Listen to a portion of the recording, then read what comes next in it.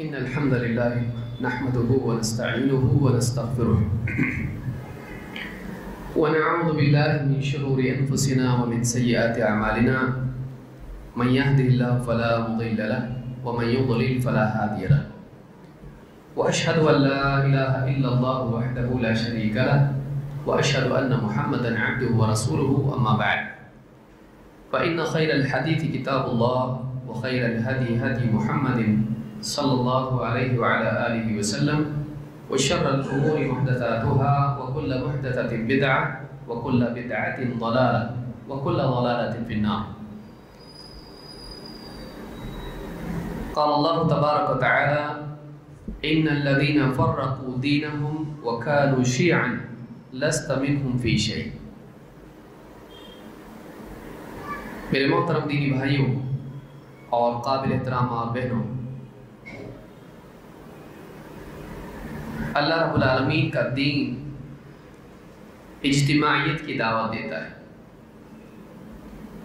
اور اس دین سے انحراف، افتراق، اختلاف اور آپسی نفرتیں پیدا کرتا ہے۔ سلف کے منہج میں جہاں عقیدے اور عبادات سے متعلق احکام ہیں، وہی سلف کے منہج میں اخلاقی اصولوں کی پاسداری کا بھی التزام ہے۔ سلف صرف عقیدے کا اہتمام نہیں کرتے تھے کہ ہمارا عقیدہ صحیح ہونا چاہیے، اس میں شرک اور کفر نہ ہو۔ سلف صرف عبادات کا اہتمام نہیں کرتے تھے کہ نمازیں پڑھیں، روزہ رکھیں، حج کریں، زکوٰۃ ادا کریں، تلاوت قرآن اور ذکر کا اہتمام کریں، بلکہ سلف یہاں پر امت کے اتحاد اور آپسی تعلقات کا بہتر ہونا، اس کی بھی بڑی اہمیت تھی۔ منہجی اتفاق اور قلوب کا اتفاق، یہ دونوں چیزیں امت کے لیے، اہل حق کے لیے کامیابی کی ضمانت ہے۔ نقصان اختلاف سے ہوتا ہے، جب یہ اختلاف خواہش کی بنیاد پر ہو۔ علمی اختلاف کی گنجائش مسلمانوں کے لیے ہے، خصوصاً ان مسائل میں جن میں نصوص واضح نہ ہو، یا ان میں جمع و تطبیق میں فرق ہو۔ اخلاص نیت کے ساتھ اگر دو عالم یا دو فرد تحقیق کرتے ہیں اور کسی نتیجے پر پہنچتے ہیں، ان میں اختلاف ہوتا رہا ہے اور ہوتا رہے گا، لیکن اگر اس اختلاف کی بنیاد خواہش پر ہو، منمانی پر ہو، شیطان اور نفس کی تابع داری میں ہو، تو یہ اختلاف دشمنی کی شکل بھی لے لیتا ہے، اور یہ امت کے لیے مضر ہے، یہ افراد کے لیے مضر ہے۔ اگر دو آدمی اختلاف کرتے ہیں تو یہ نہ صرف ان کے لیے نقصان دینے والی چیز ہے، بلکہ یہ امت کے لیے بھی نقصان کی چیز ہے۔ سلف کے منہج کے تعلق سے یہ بات جو آج ہم جس پر گفتگو کرنے والے ہیں، اس کا مدار اس پر ہی ہے، اسی بات پر ہے۔ مسئلہ نمبر 28 کس بارے میں ہے؟ تفریق بازی اور اختلاف، فرقہ بندی، گٹ بندی، گروہ بندی اور اختلاف، لڑائی جھگڑے۔ شیخ محمد بن عمر بازمول حفظ اللہ کہتے ہیں، لیس من منہج السلف الوقوع فی الفرقة والاختلاف والتباغض وشعار السلف لا تباغضوا ولا تدابروا وكونوا عباد اللہ اخوانا۔ کہتے ہیں فرقے بازی، اختلاف اور آپس میں بغض و عداوت سلف کا منہج نہیں، سلف کا منہج نہیں۔ فرقے بازی، اختلاف اور آپس میں بغض و عداوت سلف کا منہج نہیں۔ سلف کا شعار تو یہ ہے، سلف کا شعار تو یہ تھا، آپس میں بغض نہ رکھو، ایک دوسرے کو پیٹ نہ دکھاؤ، بلکہ اللہ کے بندوں آپس میں بھائی بھائی بن کر رہو۔ یا اللہ کے بندے بن کر آپس میں بھائی بھائی بنے رہو۔ یہ سلف کا شعار تھا۔ جہاں ہم کیا منہج سلف نہیں ہے جانتے ہیں، معلوم کرتے ہیں، سیکھتے ہیں، سمجھتے ہیں، وہی ہم کو یہ بھی معلوم ہونا چاہیے کہ کیا منہج سلف ہے، کیا منہج سلف تھا۔ اور اس پورے کورس میں یہی ہے کہ کیا غلط ہے کیا صحیح ہے۔ تو یہ جو مسئلہ ہے آج اس پر ہم گفتگو کریں گے کہ آپسی افتراق اور فرقہ بندی اور بغض و عداوت کا جو معاملہ ہے یہ سلف کا منہج نہیں ہے۔ اس کے بالعکس سلف کے منہج میں یہ اہم ترین چیز ہے کہ آپس میں محبتوں کو باقی رکھا جائے، مسلمان آپس میں ایک دوسرے کے بھائی بن کر جیے اور مسلمان آپس میں اختلاف نہ کریں، آپس میں نہ لڑیں۔ قرآن کریم میں بھی اللہ رب العالمین نے اس کے بارے میں سختی سے منع کیا ہے۔ اللہ تعالیٰ فرماتا ہے ان الذین فرقوا دینہم وکانوا شیعا لست منہم فی شیء انما امرهم الی اللہ ثم ينبئهم بما كانوا يفعلون۔ سورۃ الانعام آیت نمبر 159۔ کیا فرمایا؟ ان الذین فرقوا دینہم، جن لوگوں نے اپنے دین کو ٹکڑے ٹکڑے کر دیا، فرقوا دینہم تفریق کر دی دین میں، وکانوا شیعا اور گروہ گروہ ہو گئے، لست منہم فی شیء، اے نبی آپ کا ان سے کیا تعلق ہے؟ آپ کا ان سے کوئی تعلق نہیں ہے، آپ کا ان کے ساتھ کوئی معاملہ نہیں ہے، یعنی آپ کا معاملہ ان سے الگ ہے، آپ کا ان سے کیا لینا دینا، وہ اپنی نسبت آپ کی طرف کرے، کیا مطلب ہے؟ لست منہم فی شیء انما امرهم الی اللہ، ان کے معاملے کا فیصلہ تو اللہ کے پاس ہونے والا ہے۔ یہ دھمکی ہے اللہ کی طرف سے۔ انما امرهم الی اللہ، ان کا معاملہ اللہ کے ہاں طے ہونے والا ہے۔ ثم ينبئهم بما كانوا يفعلون، پھر اللہ تعالیٰ خود ان کو بتا دے گا کہ وہ کیا کرتے تھے۔ بما كانوا يفعلون، ان کی کرتوت، جو کچھ کارنامے انہوں نے انجام دیے ہیں، اللہ تعالیٰ خود ان کو بتائے گا تم نے کیا کیا کیا ہے۔ بعض اوقات انسان غلط کام کھل کے بھی نہیں کرتا، چھپ کے کرتا ہے، اللہ تعالیٰ سارے بندوں کے سامنے ان کو بھی اور دوسروں کو بھی بتائے گا تم نے کیا کیا ہے، یہ تم نے کیا ہے۔ ان کی حقیقت قیامت کے دن اللہ تعالیٰ بتائے گا کہ تم نے غلط اعمال کیے ہیں، شرکیات، بدعات، حلال و حرام میں فساد، اور اسی طرح سے بہت ساری سازشیں امت کے خلاف، مسلمانوں کے خلاف جن لوگوں نے بھی کیا ہے۔ اللہ تعالیٰ قیامت کے دن ان کے سارے راز یوم تبلی السرائر، قیامت کے دن جس دن سارے راز کھولے جائیں گے، ہر آدمی کو اس بارے میں بہت ہی خبردار رہنا چاہیے۔ تو اس آیت میں اللہ رب العالمین نے کیا فرمایا؟ جن لوگوں نے اپنے دین کے ٹکڑے کر دیے، علماء نے اس کی تفسیر میں کئی باتیں کی ہیں۔ نمبر ایک، بعض سلف نے کہا یہاں فرقوا سے مراد فارقوا ہے، یہ بھی ایک معنی اس میں نکلتے ہیں۔ کیا؟ ان الذین فرقوا دینہم فارقوا دینہم، مرتد ہو گئے، دین کو چھوڑ دیا انہوں نے، یہ بھی معنی علماء نے ذکر کیے۔ دوسرے یعنی یہ ہے، دیکھیے دین میں تفریق کئی اعتبار سے ہو سکتی ہے۔ نمبر ایک، انسان کلیتاً حق کو چھوڑ دے، پوری طرح سے حق کو چھوڑ دے، یہ کیا ہے؟ مرتد ہو گئے، اسلامی کو چھوڑ دیا اس نے۔ اور دوسری تفریق یہ ہے کہ ایک انسان دین کے کچھ حصے کو مانے، کچھ حصے کو نہیں مانے، تفریق کرے وہ کہ ہم اس کو مانتے ہیں، اس کو نہیں مانتے۔ تفریق کرنا کس اعتبار سے ہے؟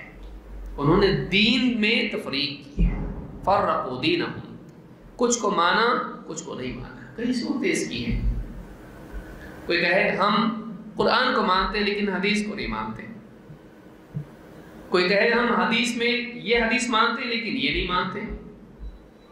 اور وہ نہ ماننا ये नहीं कि एक आदमी कहे हम सही हदीस मानते, ज़ईफ़ नहीं मानते, सच्ची हदीस मानते, झूठी नहीं मानते, वो तो सही आदमी है।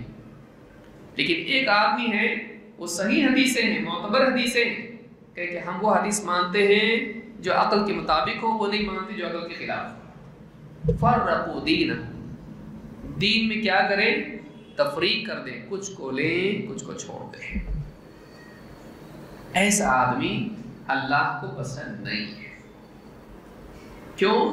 दीन के बारे में क्या सिखाया गया है? या अय्युहल्लज़ीना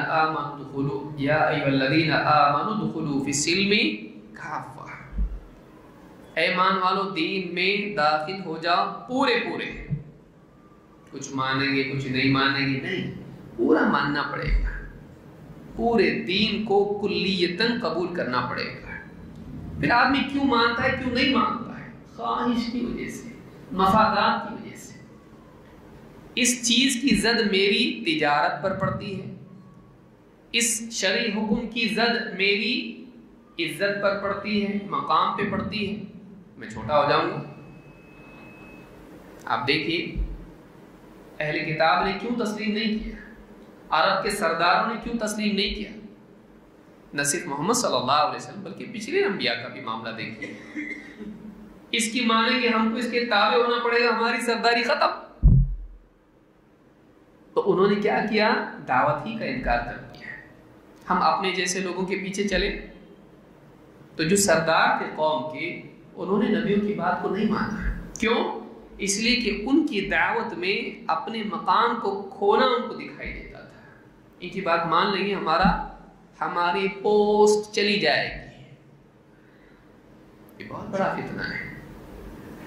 कोई सूदी तिजारत कर रहा है, उसकी बात मान लेंगे, हमारी पूरी तिजारत खत्म हो जाएगी, हमारा पूरा सरमाया खत्म हो जाएगा। तो एक इंसान के सामने हक को मानने के ताल्लुक से कई बैकग्राउंड में, जहन के पीछे उसके कई मफादात जुड़े होते हैं। आदमी नहीं मानता है, इसलिए वो कहता ये तो मैं मानूंगा, ये नहीं मान सकता। क्यों? इसलिए कि कहीं ना कहीं उसका नुकसान उसमें होता है। ये तफरीक है, ये तफरीक है कि बाज़ नबियों को हम मानेंगे, बाज़ को नहीं मानेंगे, बाज़ किताबों को हम मानेंगे, बाज़ को नहीं मानेंगे, किताब के बाज़ हिस्से को हम मानेंगे, बाज़ को नहीं मानेंगे। ये सारा मामला क्यों होता है? इंसान की ख्वाहिश नफ्स की वजह से। और यही वो असल है जिसके नतीजे में बिदअत वजूद में आती है। बिदअत कहाँ से आई? हवा। हवा किसको कहते हैं? ख्वाहिश नफ्स। हवा हमेशा वही के खिलाफ होती है। वलइन इत्तबअत अहवाअहुम बअदल्लज़ी जाअक मिनल इल्मि मा लक मिनल्लाहि मिन वलिय्यिन वला नसीर। अल्लाह ने दो चीज़ों को बिलमुकाबिल पेश किया है। ए नबी, वलइन इत्तबअत अहवाअहुम, ए नबी अगर आपने इनकी ख्वाहिशात की पैरवी की, बअदल्लज़ी जाअक मिनल इल्म, बाद इसके कि आपके पास इल्म आ चुका है अल्लाह के पास से, अल्लाह की तरफ से, मा लक मिनल्लाहि मिन वलिय्यिन वला नसीर, अल्लाह के मुकाबले में आपका ना कोई दोस्त होगा ना मददगार, ना कोई कारसाज होगा ना हिफाजत करने वाला, मदद करने वाला। तो मालूम है कि दो चीज़ें अल्लाह ने एक दूसरे के बिलमुकाबिल जिक्र की, इल्म और ख्वाहिश। जब आदमी इल्म को क्यों छोड़ता है? ख्वाहिश की वजह से। दलील को क्यों कबूल नहीं करता है? ख्वाहिश की वजह से। ख्वाहिशात इंसान को बर्बाद कर देती है। लिहाजा इख्तिलाफ की बुनियाद क्या होती है? तफरीक़बाज़ी की, गुटबंदी की बुनियाद क्या होती है? ख्वाहिश नफ्स, मफादात, ज़ाती मफाद। इस बुनियाद पर आदमी इख्तिलाफ करता है। अल्लाह ने फरमाया इन्नल्लज़ीना फ़र्रक़ू दीनहुम, वो लोग जिन्होंने दीन में तफरीक कर दी, वकानु शियअन, और अपनी अपनी रायों के पाबंद हो गए, अपनी अपनी ख्वाहिशात की बुनियाद पर अपने अपने ग्रोह उन लोगों ने बना लिए। लस्त मिन्हुम फ़ी शै, ऐ नबी आपका उनसे क्या रिश्ता? آپ کا ان سے کیا تعلق؟ انما امرہم الی اللہ، ان کا فیصلہ تو اللہ ہی کے ہاں ہونے والا ہے۔ یہ دھمکی اللہ کی طرف سے کہ آپ نہیں، اللہ دیکھ لے گا ان کو۔ انما امرہم الی اللہ ثم ینبئہم، یعنی فیصلے کے لیے معاملہ ان کا اللہ کے پاس جانے والا ہے، کیونکہ سارے معاملات کا فیصلہ کون کرتا ہے؟ دنیا میں بعض اوقات فیصلہ نہیں ہو پاتا ہے، لیکن آخرت میں فیصلہ ہوتا ہے۔ لوگ لڑتے رہتے ہیں، میں صحیح میں صحیح، حق پر تو حق پر، کون حق پر؟ بعض اوقات دنیا میں فیصلے نہیں ہو پاتے ہیں، یہ اس کو بدعتی کہہ رہا ہے، وہ اس کو بدعتی، یہ اس کو مشرک، وہ اس کو کافر۔ انما امرہم الی اللہ، واقعی فیصلہ کب ہونے والا ہے؟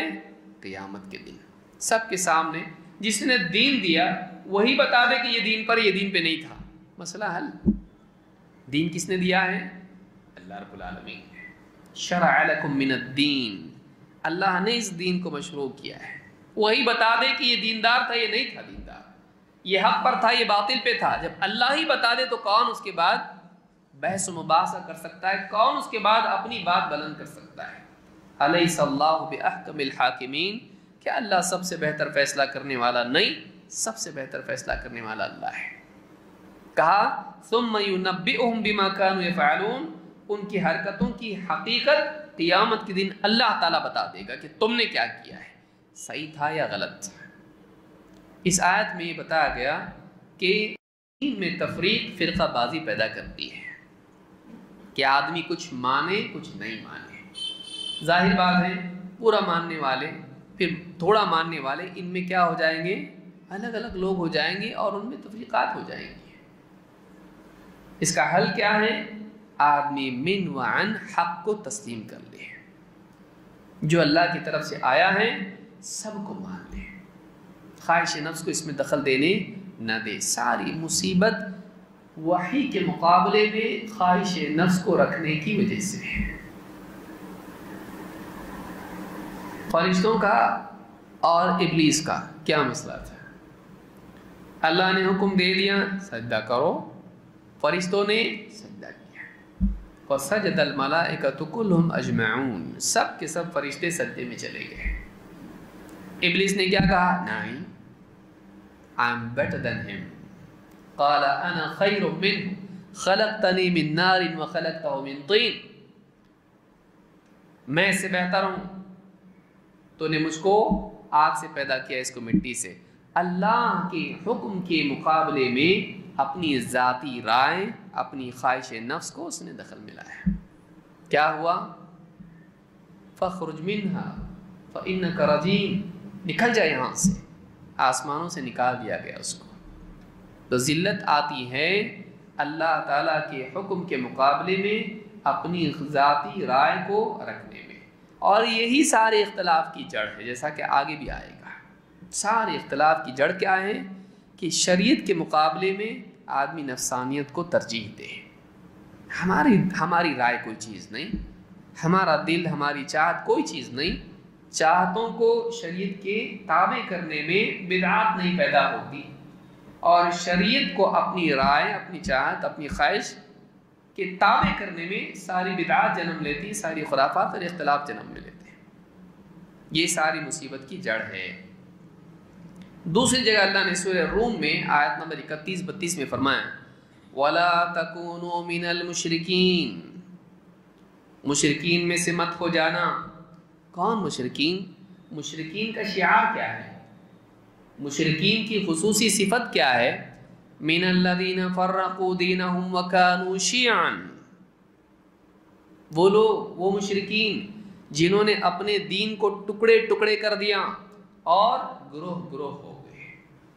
علماء نے کہا یہ مشرکین کا شعار ہے، یہ نہیں کہ جو اختلاف کرے وہ مشرک ہو جاتا ہے، نہیں، یہ مشرکین کی صفات میں سے ہے، یہ نہیں کہ اختلاف کرنے والا مشرک ہے۔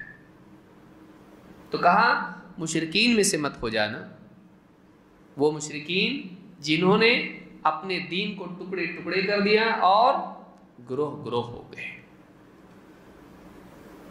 کل حزب بما لدیہم فرحون، ہر گروہ، ہر فرقہ اس چیز میں مگن ہے، اس چیز پر فخر کر رہا ہے، ناز کر رہا ہے جو اس کے پاس ہے۔ ہم بڑے زبردست، ہر دل کا کیا بولتا ہے، ہم صحیح تم غلط، ہم حق پہ باقی سب باطل پہ، ہمارے جیسا کوئی نہیں۔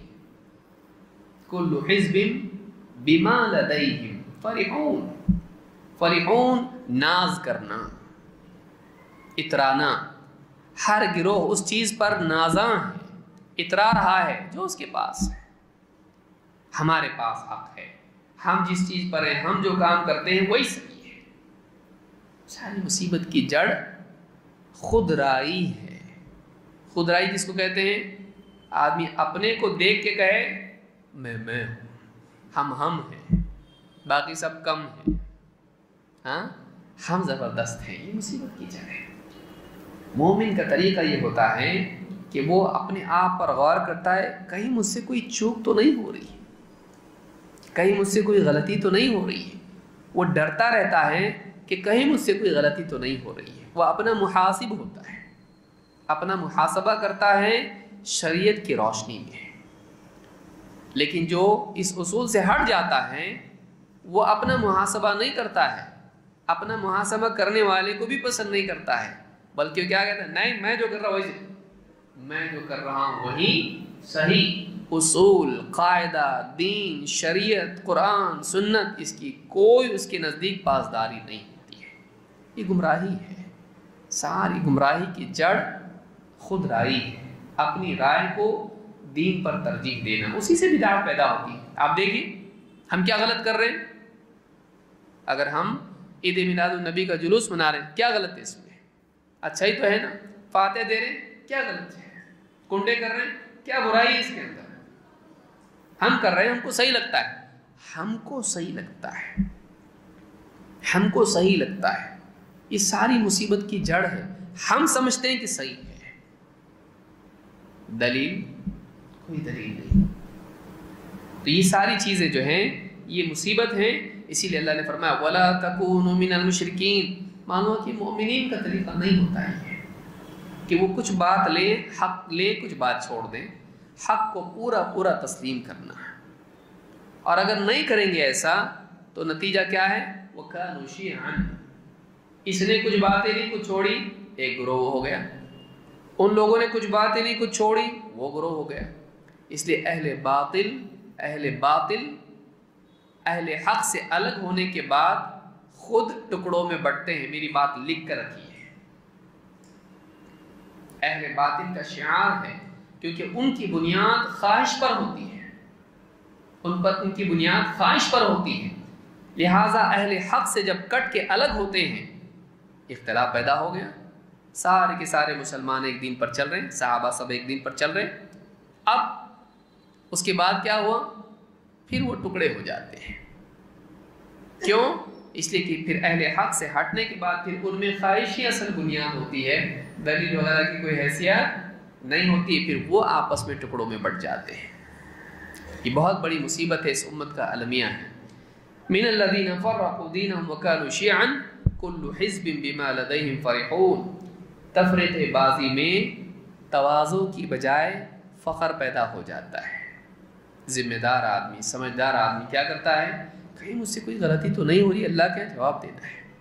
لیکن جس آدمی میں یہ احساس نہیں ہوتا ہے، نفس پرست ہوتا ہے، وہ اپنی برتری بتانے کی کوشش کرتا ہے بجائے اس کے کہ وہ سوچے کہ کہیں مجھ سے کوئی غلطی تو نہیں ہوئی ہے۔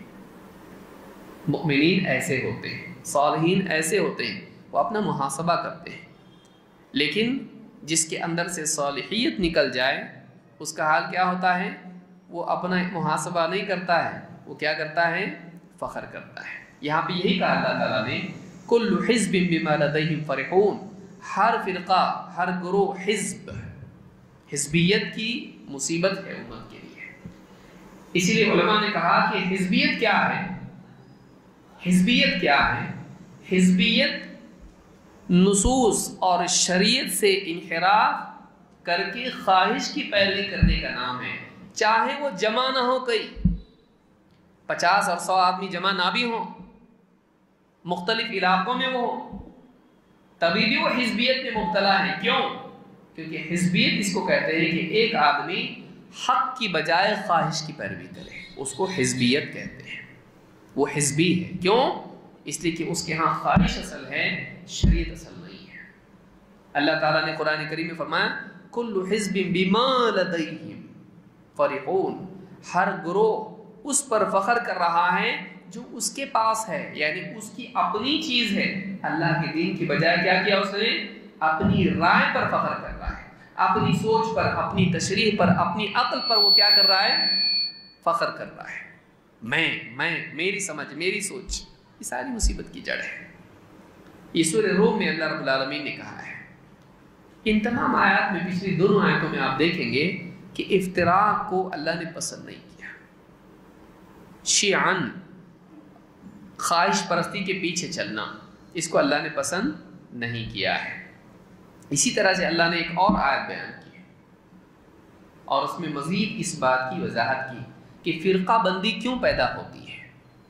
اللہ نے فرمایا وَلَا تَكُونُوا كَالَّذِينَ تَفَرَّقُوا وَاخْتَلَفُوا مِن بَعْدِ مَا جَاءَهُمُ الْبَيِّنَاتُ وَأُولَئِكَ لَهُمْ عَذَابٌ عَظِيمٌ۔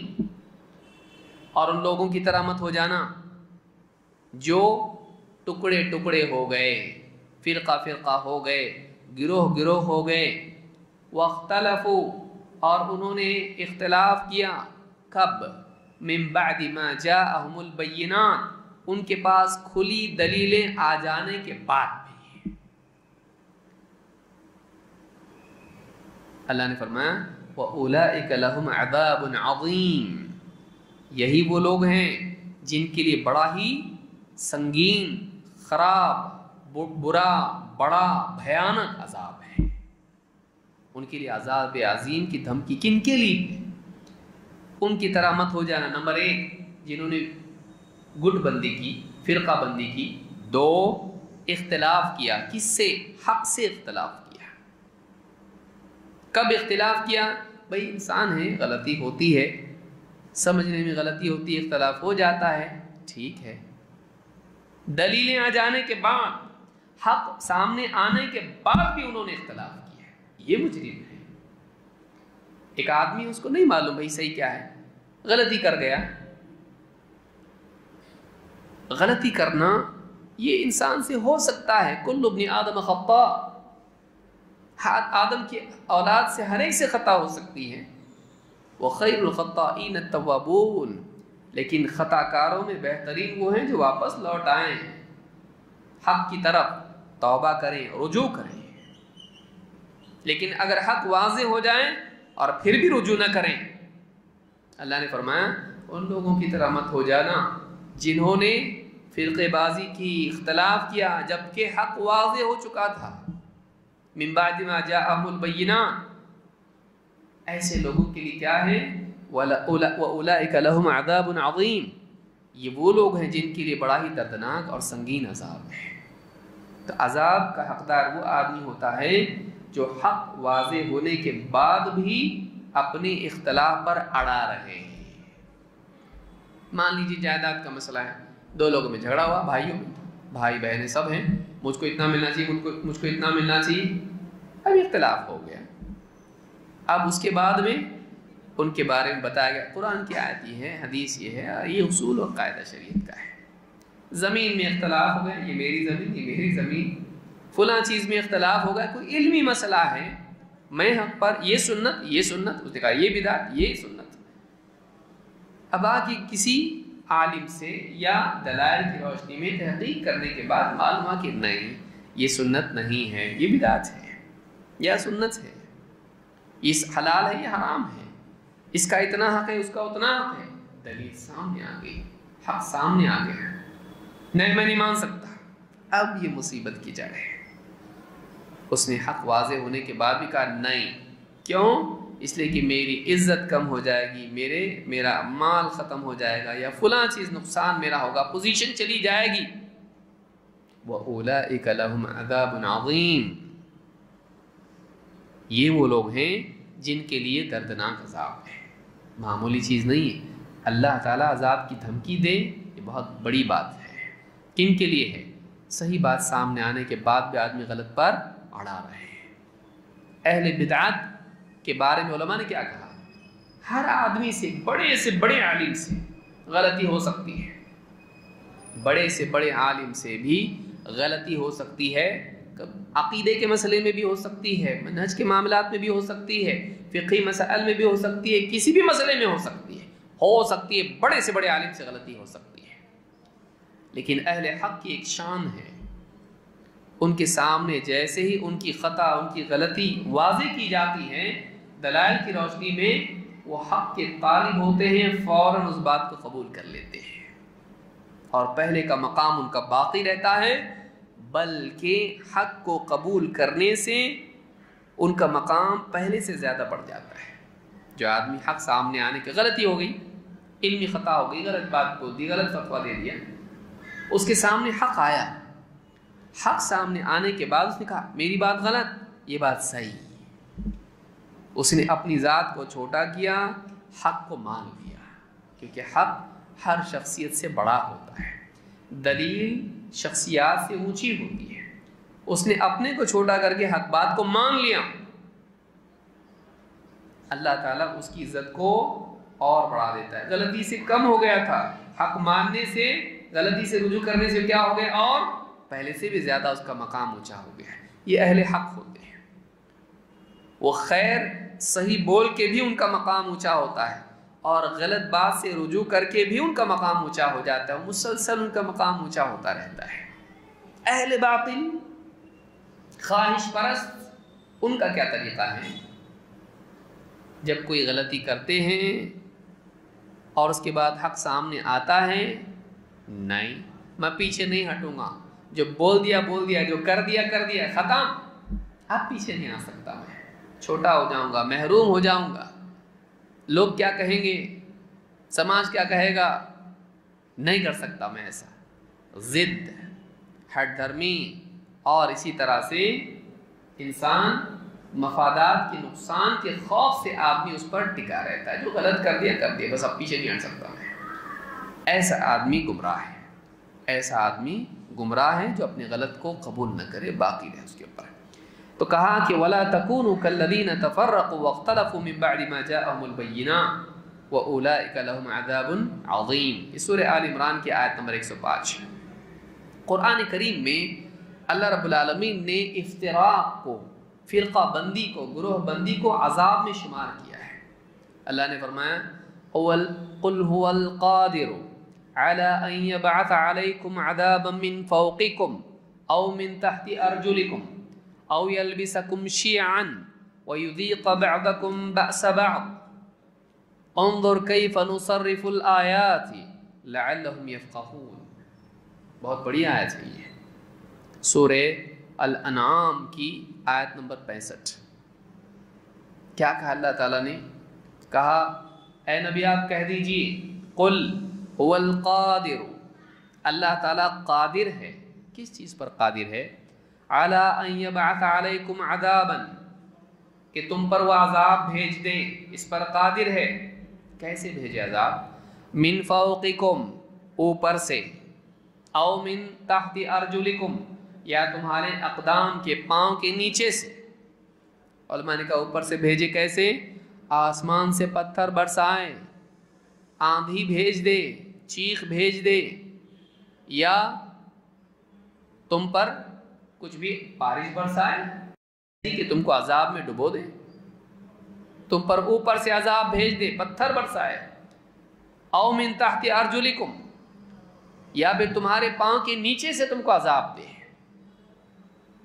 تمہارے پاؤں کے نیچے سے عذاب دے، زلزلہ آئے، زمین دھس جائے، تم کو پاؤں کے نیچے سے بھی عذاب دے سکتا ہے، اوپر سے بھی عذاب دے سکتا ہے۔ اور تیسرا عذاب کیا ہے؟ او یلبسکم شیعا ویذیق بعضکم بأس بعض، اور تم میں تفریق ڈال دے اس طور پر کہ تم کو گروہ گروہ بنا دے، ہر ایک اپنی رائے پر چلیں اور ٹکڑے ہو جائیں، اور تم کو آپس میں ایک دوسرے کی طاقت کا مزہ چکھائیں۔ اللہ ایسا بھی کر سکتا ہے کہ تم کو تمہارے گناہوں کی سزا میں ٹکڑے ٹکڑے کر دے۔ اللہ تعالیٰ یہ بھی کر سکتا ہے کہ پھر تم کو ہر ایک کی طاقت کا مزہ چکھائے، اس کو اللہ نے بطور عذاب ذکر کیا ہے، اور عذاب اچھا نہیں ہوتا ہے۔ یہ امت کے لیے خود ایک عذاب ہے کہ امت فرقوں میں ٹکڑوں میں بٹ جائیں اور ہر فرقہ اپنی طاقت دوسرے کے خلاف استعمال کرے۔ انظر کیف نصرف الآیات لعلہم یفقہون، دیکھ لو کیسے ہم ان کے لیے آیتیں صاف صاف واضح کر کے بیان کرتے ہیں۔ ہم اس لیے ایسا کرتے ہیں لعلہم یفقہون، تاکہ وہ سمجھیں، غور کریں اس کے اوپر۔ تو افتراق اور فرقہ بندی یہ عذاب ہے، یہ دنیاوی اعتبار سے مصیبت ہے مسلمانوں کے لیے۔ ابھی سن کے کوئی آدمی کہ یہ تو ہم بھی بول رہے ہیں، آ کے ہم سے مل جاؤ۔ ہر فرقہ کیا کہتا پھر؟ ہم بھی بول رہے وہی، اختلاف مت کرو ہمارے سے، آ جاؤ ہمارے ساتھ، جڑ جاؤ، مل جاؤ، شامل ہو جاؤ، ہمارے پیچھے چلو۔ پھر وہی اختلاف باقی رہے گا۔ کس کی پیروی کی جائے؟ حق کی، باطل کی نہیں، اصول کی، بے اصولی کی نہیں، شریعت کی، خواہشات کی نہیں، علم کی، جہالت کی نہیں، منمانی کی نہیں۔ جو لوگ حق پر ہیں، خیر پر ہیں، جو قرآن و سنت کے پیروی کرنے والے، یہ اہل حق ہیں۔ جو سلف کے منہج پر چلنے والے ہیں، یہ اہل حق ہیں۔ نہیں کہ آدمی اپنی رائے کے پیچھے چلنے والا بن جائے، کوئی خوابوں کے پیچھے، کوئی اور کسی چیز کے پیچھے، کوئی نفس کے پیچھے، کوئی فلاں آدمی کو پکڑ لے اس کے پیچھے، نہیں۔ دلیل کیا ہے؟ قال اللہ، قال رسول اللہ، قال الصحابہ۔ اس کے پیچھے جو چلتا ہے، اس کی پیروی جو کرتا ہے، وہ اہل حق ہیں۔ یہ اہل حق ہیں، ان کے ساتھ آدمی کو ہونا چاہیے۔ کہیں نہ کہیں تو جانا پڑے گا، کس کے پیچھے جائے؟ ان لوگوں کے ساتھ ہو جائے جو حق کے پیروکار ہیں۔ یہ نہیں کہ ہر آدمی پھر کہنے لگے ہاں یہی تو ہے اختلاف ختم کرنے کے لیے، ہمارے ساتھ جڑ جاؤ۔ نہیں، آدمی کو چاہیے کہ اہل حق کو ڈھونڈے، کن کا عقیدہ صحیح ہے، کن کا منہج صحیح ہے، کون ہے جو کتاب و سنت کی پیروی کرتے ہیں، کون ہے جو سلف کے منہج کو فالو کر رہے ہیں، ان کے ساتھ آدمی کو ہو جائے۔ وَكُونُوا مَعَ الصَّادِقِينَ، سچوں کے ساتھ ہو جاؤ۔ تو ان لوگوں کے ساتھ ہو جاؤ جو سچوں کے منہج پر ہیں۔ سچے کون؟ صحابہ۔ جھوٹوں کے منہج پر نہیں، جھوٹوں کے منہج پر نہیں، اہل باطل کے منہج پر نہیں، اہل حق کے، اہل صدق کے، اہل امانت کے، امانت داروں کے منہج پر چلو۔ الصادق الامین محمد صلی اللہ علیہ وسلم، صحابہ اولئک هم الصادقون، سچے لوگ صحابہ ہیں، اور وہ جو ان کے راستے پر چلے۔ تو یہ بھی آیت بتاتی ہے کہ آپسی اختلاف یہ عذاب ہے اللہ کا۔ امام ابو العالیہ رحمہ اللہ فرماتے ہیں وَعَلَيْكُمْ بِسُنَّةِ نَبِيِّكُمْ، تمہارے لیے تمہارے نبی کی سنت کی پیروی کرنا ضروری ہے۔ تم نبی صلی اللہ علیہ وسلم کی سنت کی پیروی کرو۔ وَالَّذِي كَانَ عَلَيْهِ أَصْحَابُهُ، وہ سنت جس پر آپ صلی اللہ علیہ وسلم کے صحابہ تھے، وہ نہیں جو تم اپنی عقل سے سنت سمجھ لیے۔ کون سی سنت؟ اس میں ان کے قول میں اس بات کی دلیل ہے کہ ان کے نزدیک سنت وہ ہے جس پر صحابہ چلے ہیں، نہ کہ 1400 سال بعد تمہارے ذہن میں آ رہا کہ یہ بھی سنت ہے۔ نہیں، سنت وہ ہے جس پر صحابہ نے عمل کیا ہے۔ یہ نہیں ہو سکتا ہے کہ صحابہ اس سے محروم ہو اور بعد کے دور کو سنت معلوم پڑے۔ جنہوں نے نبی صلی اللہ علیہ وسلم کو دیکھا، آپ سے سیکھا، آپ کو سنا، ان کو سنت معلوم نہیں، اور 1400 سال بعد کسی آدمی کو سنت معلوم ہو؟ نہیں۔ کہتے ہیں وَعَلَيْكُمْ بِسُنَّةِ نَبِيِّكُمْ وَالَّذِي كَانَ عَلَيْهِ أَصْحَابُهُ، اور وہ چیز جس پر آپ کے صحابہ تھے۔ وَإِيَّاكُمْ وَهَذِهِ الْأَهْوَاءِ، اور خبردار ان خواہشات پر مت چلنا، بدعتوں پر مت چلنا، نئی نئی چیزوں پر مت چلنا۔ التي تلقي بين الناس العداوة والبغضاء، وہ خواہشات، وہ نفس پرستی جو لوگوں کے درمیان دشمنی اور بغض و عداوت ڈال دیتی ہے۔ معلوم ہے کہ دشمنی کب آتی ہے؟ خواہش پرستی کے نتیجے میں۔ آپس کی بغض و عداوت اور آپس کی دشمنیاں، گروہ بندیاں کیوں پیدا ہوتی ہیں؟ امام ابو العالیہ فرماتے ہیں هذه الاهواء، یہ خواہش پرستی، منمانی، اصولوں سے انحراف، دلائل کو نظر انداز کرنا، قرآن و سنت کو پس پش ڈال دینا، التی تلقی بین الناس العداوۃ والبغضاء، جو لوگوں میں آپس میں عداوت اور نفرتیں پیدا کرتی ہے۔ خواہش پرستی کا نقصان ہی ہوتا ہے۔ ایک دلیل ہے، حق ہے، سارے کے سارے حق کو مان لیں، سب ایک ہو گئے؟ نہیں میں نہیں مانتا، حق ہے، یہ نہیں مانتا، وہ نہیں مانتا، وہ نہیں مانتا، الگ ہو گئے۔ اچھا یہ اس کو نہیں مانتا، وہ اس کو نہیں مانتا، الگ الگ گروہ گروہ گروہ ہو گئے۔ حق ایک ہے، اگر سب مان لے اس کو تو مسئلہ ختم، لیکن اگر نہ مانے اس کے نتیجے میں اختلافات اور افتراقات پیدا ہو جاتے ہیں۔ تو الابانہ میں امام ابن بطہ نے یہ قول ابو العالیہ رحمہ اللہ کا ذکر کیا ہے۔ نبی کریم صلی اللہ علیہ وسلم فرماتے ہیں لا تباغضوا ولا تحاسدوا ولا تدابروا وكونوا عباد اللہ اخوانا۔ امام البخاری اور مسلم دونوں نے اس کو روایت کیا ہے۔ اللہ کے رسول صلی اللہ علیہ وسلم فرماتے ہیں لا تباغضوا، آپس میں ایک دوسرے سے اپنے دل میں بغض مت رکھو۔ بغض کس کو کہتے ہیں؟ چھپی ہوئی دشمنی، تیرا ٹائم آنے دے، دیکھتا ہوں میں برابر، آدمی انتظار کرے اور دشمنی کو پالے۔ لا تباغضوا، ٹوہ میں رہے انسان کے دوسرے کے کہ کسی طرح سے اس کو ذلیل کرے، کسی طرح سے اس کو نقصان پہنچائے، دشمنی اپنے دل میں سنبھال کے رکھے۔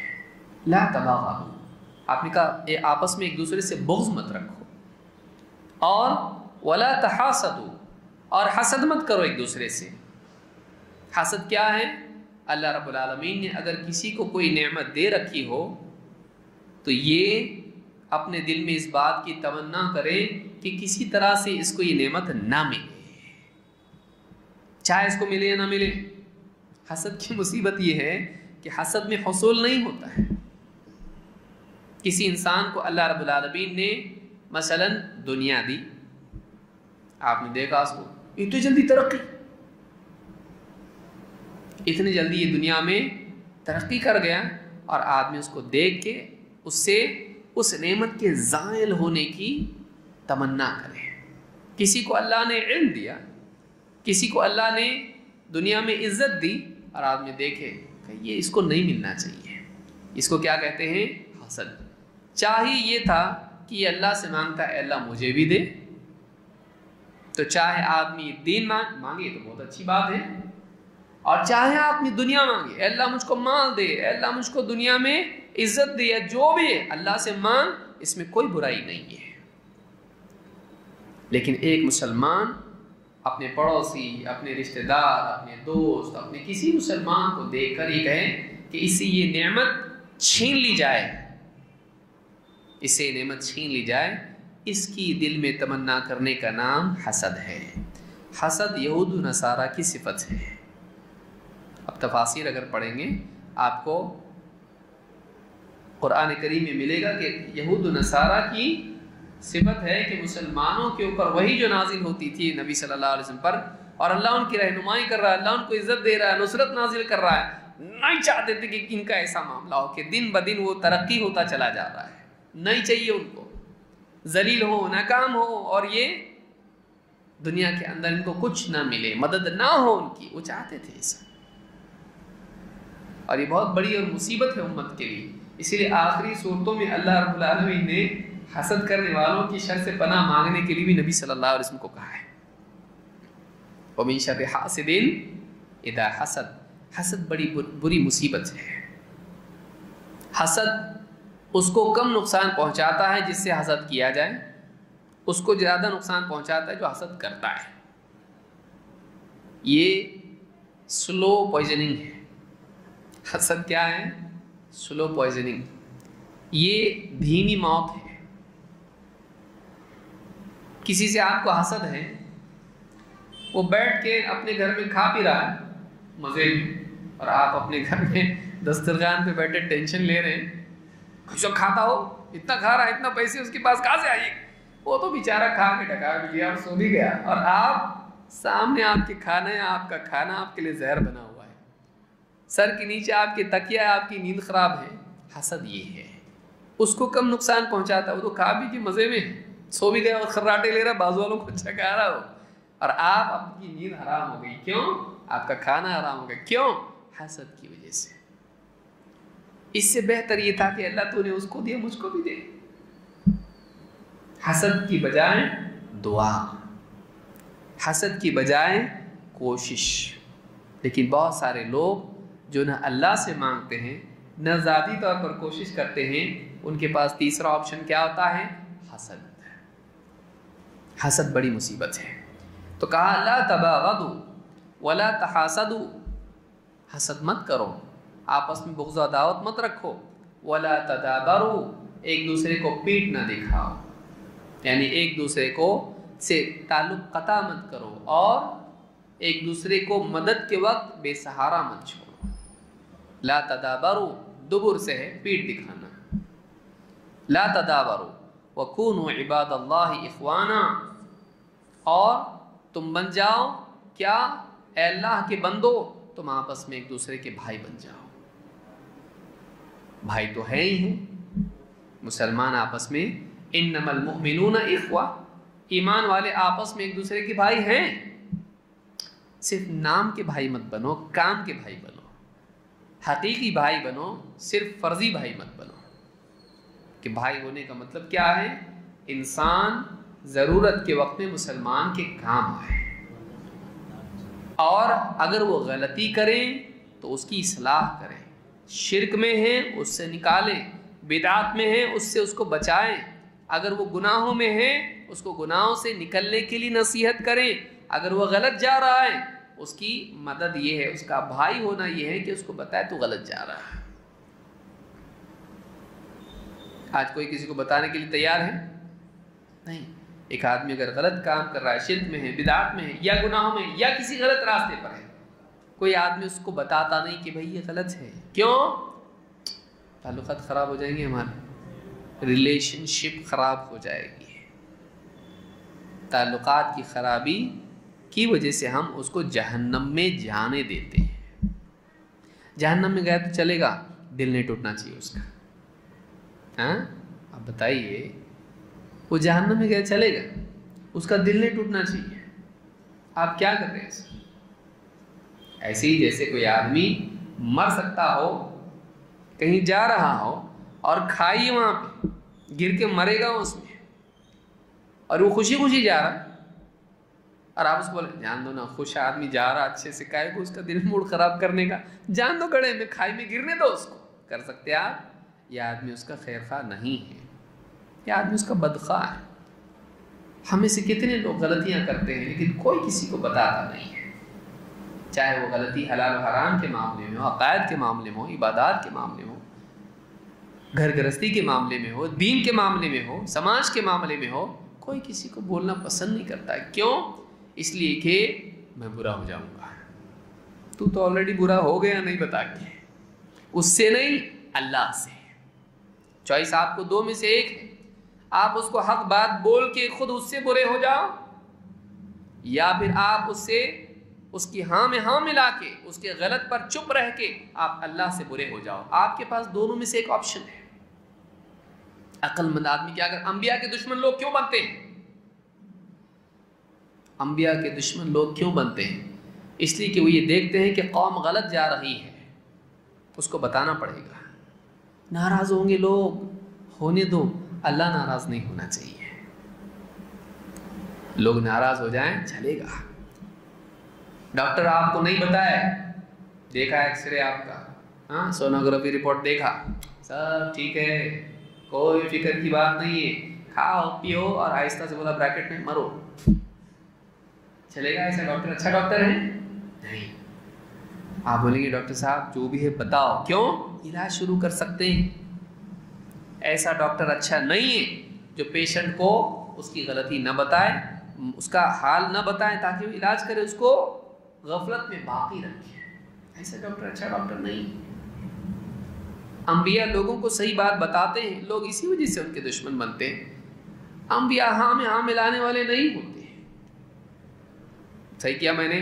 ہاں بالکل صحیح، بہت اچھا، میں نے صحیح کیا، تو نے بھی بہت صحیح کیا، تو نے بھی صحیح، تو بھی صحیح. ایسا آدمی پالیٹیشین ہوتا ہے. ایسا آدمی قوم کا رہبر نہیں ہوتا ہے، وہ عالم نہیں ہوتا ہے، وہ نبی، ایسا نبی کبھی نہیں کرتا ہے۔ انبیاء کا طریقہ، اہل حق کا طریقہ، اہل علم کا طریقہ ہمیشہ کیا ہے؟ یہ صحیح ہے، یہ غلط ہے، چاہے غلط زیادہ ہو یا کم ہو۔ اسی لیے لوگ قوم کیا کرتی ہے؟ پتھر ان کو مارتی ہے، ان کو غلط بولتی ہے۔ یا حسرتن علی العباد ما یأتیہم من رسول الا کانوا بہ یستہزئون۔ بندوں کا حال قابل حسرت ہے کہ ان پر، ان کے پاس جو بھی رسول آیا انہوں نے اس کا مذاق اڑایا، انہوں نے اس کا مذاق اڑایا۔ انبیاء کو لوگ کیوں نہیں مانتے؟ اس لیے کہ انبیاء حق بولتے ہیں، لوگوں کی پسند کی بات نہیں بولتے ہیں۔ تو کہا وَكُونُوا عِبَادَ اللَّهِ إِخْوَانًا، اے اللہ کے بندو آپس میں بھائی بھائی بن جاؤ، حقیقی بھائی بنو، نام کے نہیں، محض ایک دوسرے کو خوش کرنے والے نہیں، بلکہ اس کو گمراہی سے، جہنم سے بچانے والے بھائی، حق پر اس کا ساتھ دینے والے بھائی، باطل میں اس کو کھینچ کے حق کی طرف لانے والے بھائی، اس کو بھائی بولتے ہیں۔ وَكُونُوا عِبَادَ اللَّهِ إِخْوَانًا۔ آخری حدیث کہہ کے میں اپنی بات ختم کرتا ہوں کہ افتراق سلف کا منہج نہیں ہے۔ آپس میں ٹکڑے ہونا، آپس میں ایک دوسرے کے دشمن بننا، آپس میں قوتوں کو استعمال کرنا، عقل اور طاقت استعمال کرنا، یہ سلف کا منہج نہیں ہے۔ کیا ہے سلف کا منہج؟ آپ دیکھیے حدیث سے معلوم پڑتا ہے کہ کیا چیز امت کے لیے بہت نقصان والی ہے۔ آپ نے فرمایا ان الشیطان قد ایس ان یعبدہ المصلون فی جزیرۃ العرب ولکن فی التحریش بینہم۔ اللہ شیطان اس بات سے مایوس ہو چکا ہے کہ جزیرۃ العرب میں لوگ اس کی عبادت کریں، جزیرۃ العرب مکہ، مدینہ اور پورا یمن اور پورا علاقہ عرب میں لوگ شیطان کی عبادت کرنے لگ جائیں، وہ مایوس ہو گیا اس سے، اب یہ نہیں کرنے کی، اب یہ توحید پہ آ گئے، اب یہ میری عبادت نہیں کریں گے، وہ مایوس ہو گیا۔ اس دور کی بات چل رہی ہے۔ وَلَكِنْ فِي التَّحْرِيشِ بَيْنَهُمْ، لیکن انہیں، ان توحید والوں کو، اللہ کے ان مخلص بندوں کو آپس میں لڑانے سے یہ مایوس نہیں ہوا ہے۔ اس حدیث کو امام مسلم نے روایت کیا ہے۔ اس سے یہ بات معلوم ہوتی ہے کہ اہل توحید کا سب سے بڑا مسئلہ آپس کے جھگڑے ہیں۔ کیوں؟ شیطان توحید پر آنے والوں کو لڑائے گا آپس میں، اس کا مین ٹارگٹ یہ ہے ان کو آپس میں لڑا دو تاکہ اصل مقصد سے یہ محروم ہو جائیں، اصل کام چھوڑ کے آپس میں لڑتے رہیں، خود توحید پر آئیں، دوسروں کو توحید پر لانے کا کام چھوڑ کے آپس میں لڑیں، خود ایمان پر آئیں، جن کا ایمان خراب ہے، جن کا عقیدہ خراب ہے، ان کو صحیح عقیدے پر لانے کی بجائے آپس میں لڑیں، ان کو لڑا دو آپس میں تاکہ اصل کام چھوٹ جائیں اور یہ اسی میں پڑے رہیں۔ اور ان کے اختلاف کو دیکھ کر، ان کے جھگڑے کو دیکھ کر دور کھڑے لوگ بھی بولیں نہیں جاتے ہم ان کے پاس، یہ پہلے ایک ہو جائیں تو ہم آئیں۔ آج یہی حال ہے نا، کئی غیر مسلموں کو دیکھیے، ان کو اگر کوئی آدمی اسلام کی دعوت دے تو کیا بولتے ہیں؟ پہلے تم تو ایک ہو، ہم کو بلانے کی بجائے اس سے پہلے تم ایک ہو جاؤ۔ آج یہ حال ہے مسلمانوں کا۔ اور ایک ہو تو کس بنیاد پر ہو بھائی؟ ایک ہونے کے لیے بنیاد کیا ہے؟ میں بول رہا ہوں نہیں، قال اللہ، قال رسول اللہ، قال الصحابہ، یہ اصل بنیاد ہے جس پر مسلمانوں کو ایک ہونا چاہیے۔ تو آج کے اس درس میں ہم نے دیکھا کہ اختلاف اور افتراق، گروہ بندی ایک بری چیز ہے، مذموم ہے، جس کی مذمت ہوئی ہے۔ دو، ہم نے دیکھا کہ افتراق اور اختلاف کی اصل بنیاد یہ خواہش پرستی ہوتی ہے، منمانی ہوتی ہے۔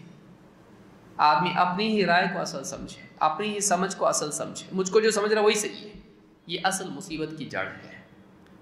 اور اس میں ہم نے دیکھا کہ اگر آدمی غلطی اور اختلاف ہو سکتا ہے لیکن حق واضح ہونے کے بعد آدمی اپنی بات پر اڑا رہے تو ایسا آدمی اللہ کے عذاب کا حقدار بن جاتا ہے۔ بلکہ ہم نے یہ بھی دیکھا کہ اختلاف خود ایک عذاب ہے، اس کا عذاب الگ سے، لیکن وہ دنیاوی عذاب ہے۔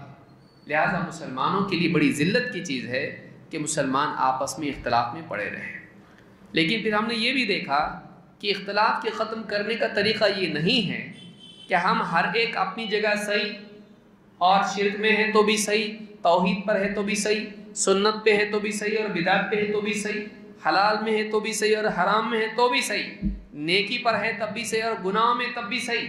یہ توحید اور اتفاق کا طریقہ، اجتماعیت کا طریقہ نہیں ہے، بلکہ صحیح طریقہ اس میں یہ ہے کہ انسان ایک دوسرے کو سمجھائے، اس کی غلطی سے اس کو صحیح پر لے کے آئے، شرک سے توحید پر، کفر سے ایمان کی طرف، بدعات سے اس کو سنت کی طرف لے کر آئیں، اور خرافات سے اس کو صالحیت کی طرف لے کر آئیں، فسق و فجور سے نکال کر اس کو حق کی طرف لے کر آئیں۔ یہ طریقہ اتفاق اور اتحاد کا ہے۔ اس بنیاد پر اجتماعیت قائم ہو سکتی ہے، نہ اس طرح کہ لوگ اپنے اپنے غلط پر باقی رہیں اور ہم لوگ ایک رہیں۔ یہ صحیح بات نہیں ہے، ہم انیک لیکن ایک، یہ طریقہ نہیں ہے۔ تو یہ باتیں بھی یاد رکھیں۔ لہٰذا مسلمانوں میں آپس میں رنجشیں، جھگڑے، فساد اور اختلافات اور گٹ بندی یہ اچھی چیز نہیں ہے، اس کو علم کی روشنی میں ختم کرنا چاہیے، نہ کہ خواہشات کی روشنی میں۔ اقول ھذا واستغفر اللہ لی ولکم۔